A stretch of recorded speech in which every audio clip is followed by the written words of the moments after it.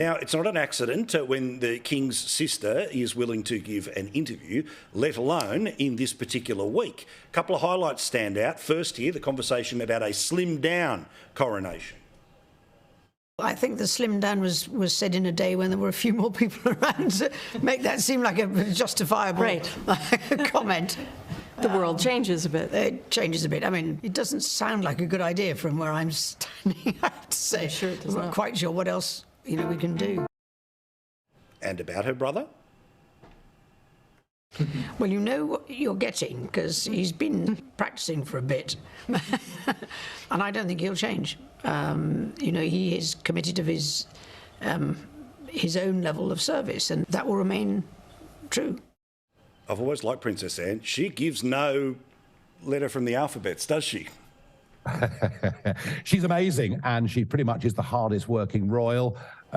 She loves going about her duties, her engagements, got her own huge passions, and remember, a very distinguished horsewoman in her own right. So no, I'm a big fan of Princess Anne, and you can see there, can't you, a little bit of tension in the family.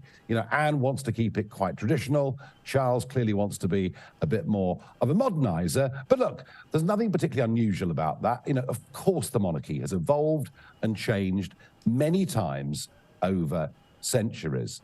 We've just got to hope and pray that King Charles gets that balance right, because if he spends too much time appeasing those who don't like the monarchy anyway, but perhaps putting off those that are natural supporters, then that would be a mistake. Now, we know that there are plenty in the Western world who believe that Western countries are amongst the most racist. Where did the UK land on a global survey of racism? Well, despite being told that we are the most despicable country on earth, we, of course, invented slavery. Nobody else has ever done it through human history. We are uniquely evil and bad, inherently so, and all of our institutions are institutionally and systematically racist. And yet, on this poll, we come out as pretty much the least racist country in the world, which must have really upset so many of the taxpayer-funded NGOs and extreme left-wing groups. But of course, there's no surprise in this whatsoever. Just think about it. In the whole of human history, this is the only country that has forged good relations with its former colonies. We've done it via the Commonwealth, and we've done it because our former colonies see us as fair-minded and decent people. And compared to all the other European countries who had empires, I think our setup is pretty remarkable. Can we reload that graphic? You can't see the return vision where you are in Scotland, but we just put up the list of the most racist countries. It was a blink and you miss it. What's the number one country? Can we put that graphic up again? Apparently Iran, Russia, Japan, China are the most racist. Well, I would have thought it would have been UK, USA, Australia. Anyway, surprise, surprise, that's the case. Nigel, where will you be on Saturday, and would you be standing to attention and swearing allegiance?